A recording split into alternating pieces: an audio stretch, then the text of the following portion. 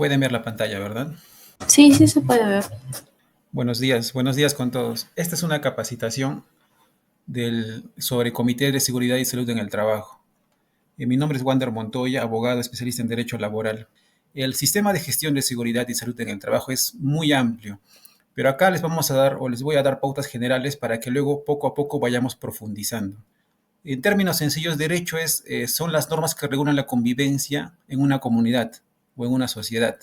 ¿Para qué nos sirve saber las especialidades del derecho? Porque según el tema que yo desee aprender, consultar o saber mis derechos, tengo que saber a qué rama del derecho tengo que buscar información.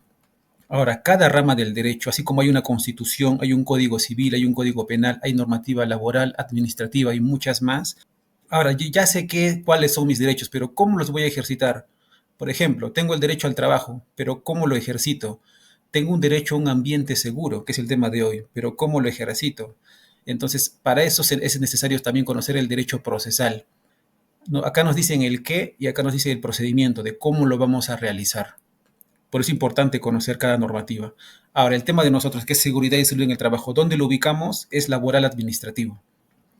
Bien, sabiendo esto, otro dato importante es la jerarquía de las normas.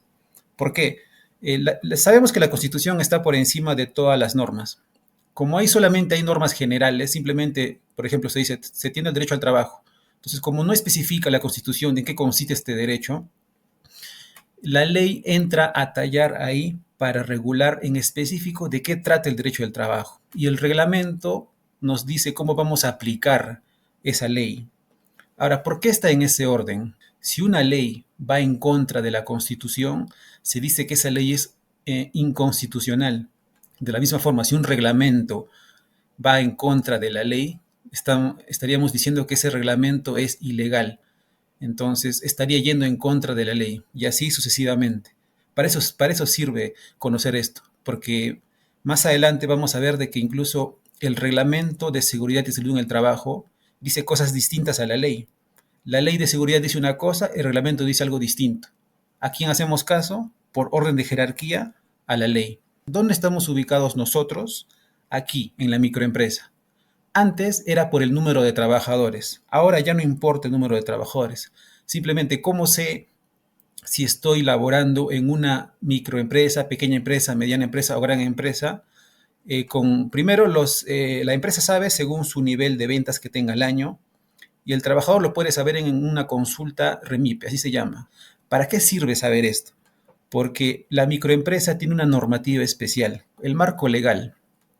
¿Qué es lo principal que tenemos que saber si queremos, como miembros del Comité de Seguridad, tenemos que básicamente o principalmente saber dos normas fundamentales, la Ley de Seguridad y Salud en el Trabajo y el reglamento. Recuerden, la ley te dice qué y el reglamento nos dice cómo, el procedimiento, cómo vamos a implementar. Si la ley, por ejemplo, te dice hay que formar un comité, el reglamento va a decir cómo se forma el comité, el paso a paso. Luego, ¿qué más tenemos que conocer? Las sentencias del Poder Judicial. Mayormente en el Poder Judicial un trabajador demanda una empresa por accidente de trabajo o enfermedad ocupacional. La empresa se defiende diciendo de que cumplió con todos los documentos en materia de seguridad. El trabajador dice que no. Entonces, como están en esa discusión, el juez decide y esa sentencia nos va a ayudar a interpretar ya sea el reglamento o ya sea la ley. De la misma forma, Sunafil, si por ejemplo Sunafil pide documentos a la empresa y no está conforme con esa documentación y emite una multa, Sunafil está en la obligación de decir por qué no es suficiente los documentos que ha presentado la empresa. Y esos fundamentos nos van a servir para aplicarlo en casos similares. Entonces, son muchas las sentencias y son muchas las resoluciones de Sunafil, por eso no las he enumerado cada una. Cuando llegue el momento, cuando abordemos un tema específico, porque seguridad, como les mencioné, es amplio, y ya podremos conversar, ¿no?, de qué tipo de sentencias nos ayudan, qué tipo de resoluciones de Sunafil nos van a ayudar también para determinado caso. La Ley de Seguridad y Salud en el Trabajo es una norma general. ¿Para qué sirve? Para prevenir accidentes de trabajo y enfermedades ocupacionales. Esta ley aplica para todos los sectores, pero adicionalmente, si por ejemplo ustedes laboran en el sector de minería, adicionalmente hay normativa especial para este sector. Igual para electricidad, para industria. Si se dan cuenta, hay una norma general y también hay normas específicas que aplican para cada sector. ¿Dónde estamos nosotros? En el sector de servicios. Es la que nos corresponde.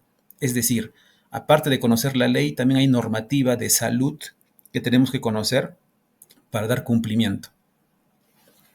Sabiendo esto, vamos a pasar a los principios de la ley. ¿Qué son los principios? Cuando sale una norma, como es muy técnica y de repente difícil de entender o difícil de interpretar, o a veces una ley no regula todo, porque hay cosas que pueden suceder y que no está contemplada en la ley. Entonces, ¿para qué nos sirven los principios? Primero, para interpretar un artículo. De repente un artículo no se entiende, de repente algo no está regulado, entonces se aplica de igual forma a los principios. Son 9 principios, pero aquí solo voy a abordar 3 que son los más importantes. El principio de prevención está desarrollado o indicado para la empresa. Todo lo que sucede en la empresa en materia de seguridad, enfermedad o accidente, ya sea de un trabajador, de un visitante, de un tercero, de cualquiera, aplica para todos, la responsabilidad es de la empresa. Por eso este principio es importante. Entonces, si algo no está regulado, por ejemplo, en la ley no se indica, ¿no? Si viene un tercero, un cliente, un paciente y se accidenta, la norma no dice la empresa está obligada a indemnizar al cliente. Entonces, podemos decir, no, como no dice la norma, entonces no tengo ninguna obligación. Entonces, como no está regulado, aplicamos el principio de prevención. Este principio sí indica que la empresa es responsable de todo lo que suceda en sus instalaciones, de la puerta para adentro, de la puerta para afuera, no tiene ninguna responsabilidad. El segundo principio, información y capacitación. ¿Qué es lo que estamos haciendo ahora? Todos los trabajadores tienen que recibir información apenas ingresan a trabajar a un centro laboral y regularmente se tienen que hacer capacitaciones. ¿Para qué sirve esto? Porque un trabajador informado es un trabajador prevenido. Entonces, esto se relaciona con el principio de prevención. Si la empresa es responsable, también está en la obligación de dar información y capacitación a todos sus trabajadores. Luego, un principio importante, primacía de la realidad. ¿Qué sucede, por ejemplo, si viene un inspector de SUNAFIL y pide documentos a la empresa? Todavía no ha ingresado al centro de trabajo, pero pide documentos. La empresa le entrega los documentos indicando de que todo está en orden, que el trabajador tiene su casco, sus guantes, etcétera, tiene todo en regla. Aparentemente el empleador podría pensar que ha cumplido con todo, pero el inspector de SUNAFIL tiene la potestad, tiene la facultad de ir a la empresa, incluso sin previo aviso. Entonces, ¿qué pasa si va a la empresa y encuentra un trabajador así? Va a decir, no, pero en tus documentos me dijiste que estabas cumpliendo con todo, pero yo estoy viendo de que no tienes nada de lo que dice tus documentos. Entonces voy a aplicar el principio de primacía de la realidad y no voy a dar por válido tus documentos, voy a dar por válido lo que estoy viendo, ya sea declaración del trabajador o fotografías. Entonces es posible que el empleador se gane una multa por mentir en los documentos, porque la realidad va a ser muy distinta a lo que digan los papeles. Vamos a continuar. El segundo punto es la conformación bipartita y paritaria del Comité de Seguridad y Salud en el Trabajo. Pero antes de eso, ¿corresponde un comité o un supervisor? Si la empresa tiene 1 o 19 trabajadores en planilla, acá no cuentan los locadores de servicios, solamente los que están en planilla. Si solamente tienen hasta 19 trabajadores, corresponde un supervisor. Si tiene de 19, o sea, 20 trabajadores en planilla a más, ya tiene que conformar un comité. Bipartita significa 2 partes. Empresa 1, trabajadores 2. Y paritaria significa igualdad. Si la empresa tiene 2 miembros del comité, la empresa misma los designa. ¿Cómo los designa? A sus trabajadores de confianza. La empresa verá a quién nombra, si al gerente, algún jefe, algún administrador, puede nombrar a 2 directamente. No hace falta proceso de elección. En cuanto a los trabajadores, sí hay un proceso de elección, porque un comité tiene que estar conformado como mínimo por 4 integrantes. Listo, la empresa ya nombró a 2.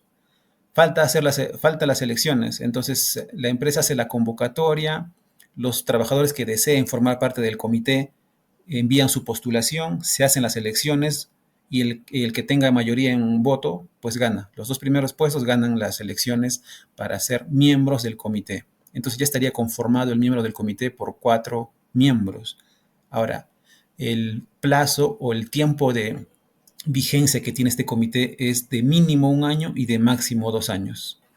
Funciones y responsabilidades de los miembros del Comité de Seguridad y Salud en el Trabajo. Primero, en este lado tenemos las funciones grupales y en general que hacen todo el comité. Todo el comité tiene acceso a los documentos. Si ocurre un accidente o un incidente, el comité tiene la facultad de pedir documentos a la empresa en materia de seguridad y salud en el trabajo, solo en eso, no todos los documentos. ¿Qué más puede hacer el comité? Tiene que aprobar el reglamento interno de seguridad y salud en el trabajo. Como podrán apreciar, es una participación activa que tiene el comité. No solamente es recibir o dar capacitaciones, tienen que de forma individualizada consultar constantemente qué acciones inseguras han visto, informar sobre el deber de los trabajadores, porque no solamente tienen derecho, los trabajadores más adelante vamos a ver también cuáles son sus deberes, que tienen la obligación de comunicar actos inseguros. Luego, investigar. Si ocurre un accidente, es el comité quien investiga esto. Toma declaraciones a los trabajadores, pide documentos a los trabajadores o a la empresa. Y al final ya emite conclusiones para determinar por qué ocurrió el accidente o por qué ocurrió esa acción insegura. Ahora, en específico, como aquí en esta reunión están los miembros del Comité de Seguridad y Salud en el Trabajo, entiendo que está el presidente, el secretario y los demás miembros, es decir, 4 personas. Se estarán preguntando, yo como presidente, ¿qué es lo que tengo que hacer o cuáles son mis funciones? La función del presidente del comité es primero convocar reuniones y dirigirlas.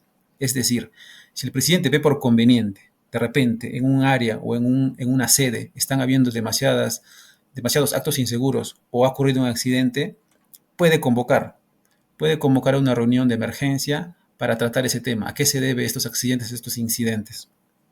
Y la dirige, es el quien inicia las palabras, da la bienvenida y da el orden del día o la agenda del día para saber qué es lo que se va a tratar. Luego, la función del secretario del comité es redactar las actas. Todas las reuniones que tenga el comité, cuando se reúna, tiene que realizarse en una acta. Y esto, a su vez, se tiene que adjuntar en el libro de actas, la cual es un documento que tiene que estar certificado por un notario. Luego, distribuir copias. De repente, el presidente o los otros miembros necesitan copias de lo que se va a tratar en ese día, pues se encarga de distribuir las copias correspondientes. Como ven, el secretario tiene una labor más administrativa y de gestión de documentos.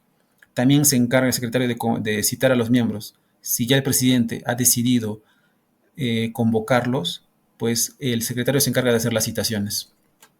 Ahora, ¿qué hacen los otros 2 miembros? ¿A qué se van a dedicar o cuáles van a ser sus funciones? Van a investigar. Acá indiqué que investiga el comité en general. Sí, el comité en general investiga, pero quienes tienen más responsabilidad son los otros 2 miembros, porque como estamos viendo, tanto el presidente ya tiene sus funciones, el secretario ya tiene sus funciones. Entonces, netamente los miembros se van a dedicar a investigar los accidentes. Son ellos quienes van a ir a tomar las declaraciones o a buscar los documentos, a informarse, a buscar normativa aplicable, entre otros. Y también van a realizar recomendaciones. Una vez que han terminado su investigación, que no hace falta que ocurra un accidente para hacer una investigación. De repente ellos o un trabajador les avisa de que hay un acto inseguro o puede pasar algo, entonces ellos realizan una investigación y al final le emiten un informe. Ese informe lo envían a la empresa para que la empresa tome las acciones correspondientes. No es el comité quien se va a encargar de arreglar las cosas. El comité es quien investiga y comunica a la empresa, porque quien tiene el poder para realizar cambios, ya sea en el puesto de trabajo o en alguna estructura de la empresa, es únicamente el representante de la empresa. Ahora, ¿cómo van a darse estas reuniones del comité? La forma normal es que se reúnan ustedes una vez al mes. Ustedes pueden establecer el día. Y de forma extraordinaria, por ejemplo, el presidente puede mandar a llamar de forma extraordinaria, obviamente con un plazo razonable, ¿no? No puede ser de un día para otro, a no ser que sea muy urgente, como está aquí, como son en el caso de los accidentes. Si ocurre un accidente grave hoy, el presidente está en la facultad de llamar a una reunión extraordinaria y muy urgente el día de mañana, a primera hora, por ejemplo, para saber qué pasó. O ese mismo momento puede llamar a reunión, si están todos los miembros del comité. Ahora, ¿qué pasa si dos miembros del comité ven actos inseguros y desean comunicarlo, desean que se entre en debate en una reunión? También tienen la potestad. Dos miembros firman una solicitud de reunión extraordinaria y entonces el presidente y los otros miembros estarían obligados a asistir a esa reunión, porque de repente ha sucedido algo que quieren comunicar a esos miembros. Esa facultad también tienen los otros dos miembros. No únicamente es el presidente o el secretario quienes tienen facultades de gestión o de convocatoria. También los otros miembros tienen el poder de convocar a los demás miembros del Comité de Seguridad y Salud en el Trabajo. Ahora, ¿a qué hora va a ser esto? Puede ser en la hora que ustedes dispongan, pero dentro del horario de trabajo. ¿En dónde? Tiene que ser en el lugar de trabajo. No pueden citarse en un domicilio de uno de ellos o en un lugar ajeno. El quórum, ¿qué significa quórum? Tiene que ser la mitad más uno, es decir, tienen que asistir tres para que se dé la reunión. En caso hacen la convocatoria y solo va uno, solo van dos, lamentablemente se deja constancia de ello en un acta y no se va a poder dar la reunión. Tienen que asistir tres como mínimo. Todo esto, hora, lugar, quórum y lo que van a abordar, se hace en un libro de actas. Este libro de actas que se compra en cualquier librería, se lleva a una notaría para que lo legalice o lo certifique y ahí, desde la página 1 empieza. El día tal, nos reunimos tal, los miembros del comité abordamos los siguientes temas. Ocurrió un accidente, ocurrió un incidente o simplemente estamos realizando la reunión ordinaria mensual. Todo lo que se acuerde, lo que se debata en esa reunión va en el libro de actas. Esto lo va a pedir el inspector de SUNAFIL. Esto da veracidad de lo que realmente se está conversando en las reuniones. De este lado vamos a ver primero los derechos y obligaciones de la empresa. Y por aquí los derechos y obligaciones de los trabajadores, porque para ambos hay derechos y obligaciones. La empresa tiene el derecho de diseñar los puestos de trabajo. Por ejemplo, de repente el empleador indica o el gerente indica, ¿sabe qué? Te voy a cambiar esa silla porque me parece que la que voy a comprar, que es nueva, es mucho más cómoda y mucho más ergonómica. Y de repente el trabajador dice, no, yo estoy bien con mi silla, no me la quites, a pesar de que sabe de que no es ergonómica. Pues la empresa tiene el poder de imponer eso, porque de repente el trabajador estará muy cómodo, estará acostumbrado a su silla o a su pupitre o a su oficina, pero si eso le puede causar malestar, el empleador está en tiene todo el derecho y la facultad de cambiarlo, ya sea de puesto de trabajo. De repente está en una sede donde le causa problemas de salud, lo puede derivar. O sea, no hace falta que el trabajador comunique su malestar. Si la empresa, luego de realizar una inspección, se da cuenta de que determinado puesto de trabajo le está ocasionando perjuicio al trabajador y sabe que esto después le puede ocasionar multas, preferiblemente lo previene o lo cambia de puesto de trabajo o le cambia algunas herramientas o ve la forma de cómo hacer para que el trabajador no siga reduciendo o resquebrajando su salud, que de eso se trata la seguridad y salud en el trabajo. Luego, la empresa tiene derecho de investigar. Por ejemplo, de repente un trabajador que ha sido partícipe en un accidente o un incidente no quiere declarar o no quiere dar documentos. La empresa puede sancionarlo o hasta despedirlo, porque el trabajador tiene obligación de comunicar y de declarar todo lo que ha pasado por un fin mayor o un fin supremo, que es la prevención y seguridad de todos los trabajadores. Esos dos derechos y facultades tiene la empresa. La empresa tiene la obligación de cumplir la normativa. Toda la ley, reglamento, constitución que les he mencionado, la empresa está en la obligación, igual que los trabajadores, todos en general, pero en realidad en temas específicos de seguridad y salud en el trabajo, la normativa específica tiene que cumplirla. ¿Por qué le he puesto como una obligación? Porque no se puede decir, no puede decir la empresa, yo no conocía esa norma o yo no conocía ese artículo. Por eso es importante primero asesorarse o prevenirse, porque SUNAFIL no va a disculpar o perdonar una multa por desconocimiento de la ley. Por eso es importante cumplir la normativa, conocerla y cumplirla. Tiene la obligación de realizar exámenes médicos a sus trabajadores cada 2 años. Cada 2 años tiene la obligación de realizar este tipo de exámenes médicos. Tiene que garantizar las elecciones. Si de repente se dan cuenta de que ha habido fraude en las votaciones o en las elecciones, la empresa está en la obligación incluso de declarar la nulidad de esas elecciones para que nuevamente se realicen las elecciones. Como ven, aquí la empresa tiene un rol vigilante y de control en cuanto a las elecciones de los trabajadores. No es que los trabajadores, a pesar de que son miembros de un comité, de que tienen un cargo, no significa que van a estar por encima de la empresa. La empresa siempre va a ser la encargada de controlar todo lo que suceda con los trabajadores. Y realizar capacitaciones, que es lo que estamos realizando el día de hoy, que son muchas más, son 4 capacitaciones al año como mínimo. Luego, en cuanto a los trabajadores, tienen derecho a ser transferido a otro puesto. De repente, el trabajador no se siente cómodo en el puesto que está. Ahora, tienen que ser razones creíbles, razones suficientes. No simplemente podrían decir, quiero que me cambies a otro puesto de trabajo porque no me siento bien aquí. Y la empresa le pregunta, ¿y por qué? No, no me siento bien y nada más. Si no dan ningún fundamento, la empresa no está en la obligación de cambiarlos. Tiene que haber fundamentos específicos y suficientes para que realmente se entienda de que el actual puesto en el que están está perjudicando su salud. Otro derecho que tienen los trabajadores es proponer medidas de seguridad. Hay trabajadores que tienen conocimiento en seguridad y salud en el trabajo. Entonces, con su conocimiento pueden indicar, ¿no? Por ejemplo, esta silla, esta mesa, esta oficina, esta sede, está pasando esto, yo propongo esto. Qué mejor que incluso hacerlo por escrito, para dejar constancia. Entonces pueden colaborar con todo el sistema de gestión de seguridad. Ahora, ¿cuáles son las obligaciones de los trabajadores? De la misma forma, un trabajador no puede decir, yo no conocía la ley. Tanto la empresa tiene que entender y revisar la ley como los trabajadores, porque a ninguno de los dos se le va a disculpar el desconocimiento de la ley. Y tiene que participar en las capacitaciones, está en la obligación de participar. De repente el trabajador dice, como se ha visto en casos, no, esa capacitación es aburrida, no quiero ir ahí, prefiero irme temprano, o por qué hacen capacitaciones y si nunca las implementan, o sea, encima luego critican. Si es que el trabajador no participa en ese tipo de capacitaciones, la empresa lo puede sancionar, lo puede suspender o lo puede despedir. ¿Por qué? Porque si viene el inspector y la empresa le dice que el trabajador no quiso participar, de todas formas le va a caer la multa. Por eso es que el trabajador tiene la obligación de asistir a las capacitaciones. El trabajador tiene la obligación de comunicar eventos riesgosos. Es su obligación, ojo. No es que de repente no me quiero meter en problemas, he visto algo inseguro, pero no voy a decir nada porque van a pensar que yo he sido, o me van a cargar con más trabajo. No, están en la obligación. Nuevamente, si no comunicas, se te puede sancionar. Como trabajador, tenemos la obligación de comunicar esto e informar con la verdad.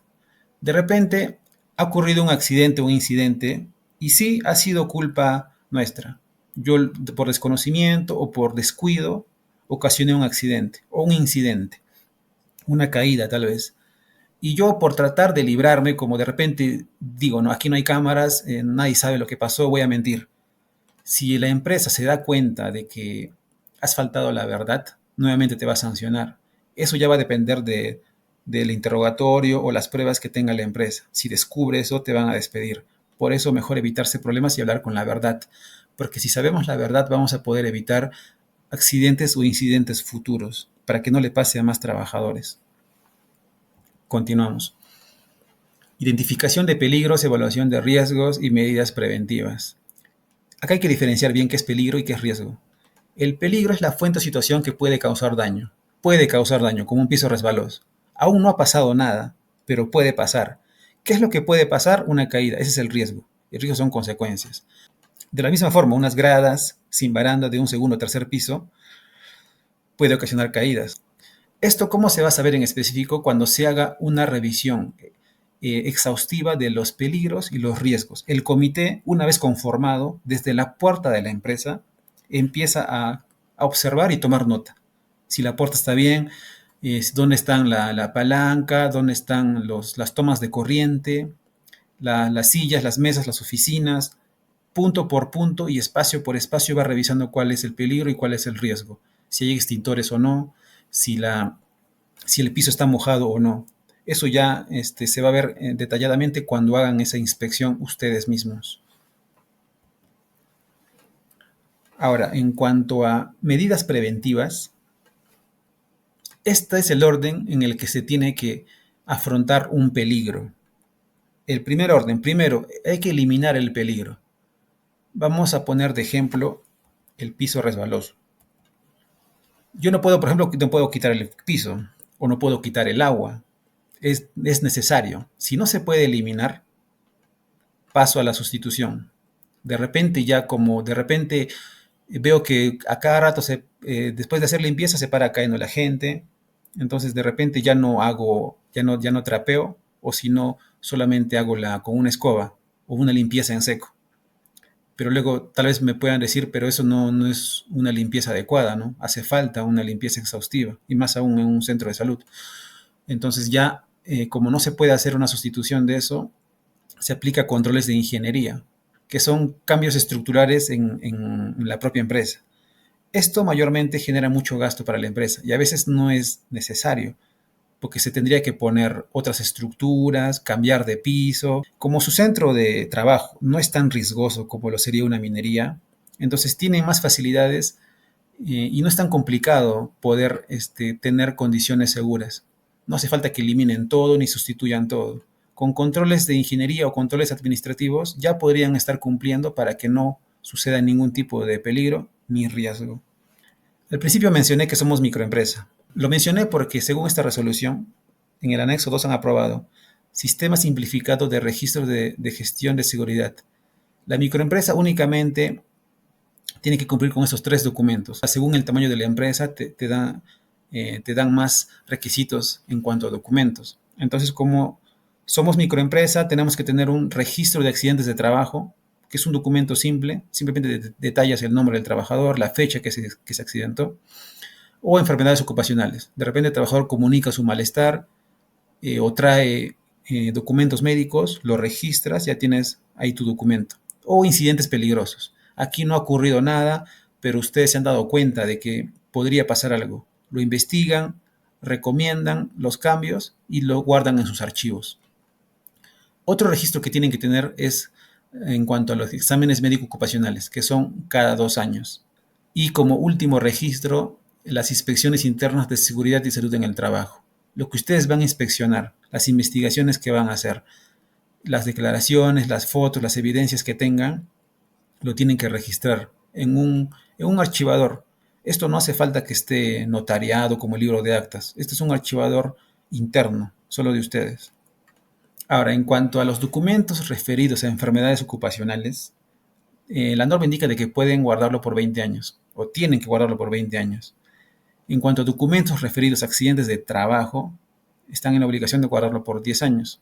Y en cuanto a capacitaciones como esta, las evidencias de esta capacitación o de estas capacitaciones, tienen la obligación de guardarlo por 5 años. Entonces, como ven, he tratado de hacerlo lo más resumido posible. Esta no va a ser la primera capacitación que tenemos. Vamos a estar en constante comunicación. Entiendo que lo que más les podría interesar a ustedes son las funciones, que podemos repetir o podemos conversarlo o podemos dar un espacio para preguntas.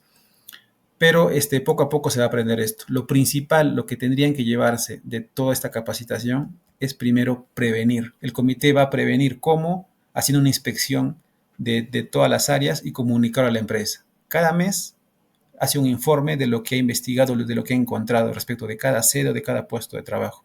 Lo comunica a la empresa y conjuntamente con la empresa solucionan eso para, primero, la empresa evitarse multas y el trabajador evitarse un malestar físico, porque eso es irrecuperable. Entonces, seguridad, como dice Defensa Civil, ¿no? Es tarea de todos.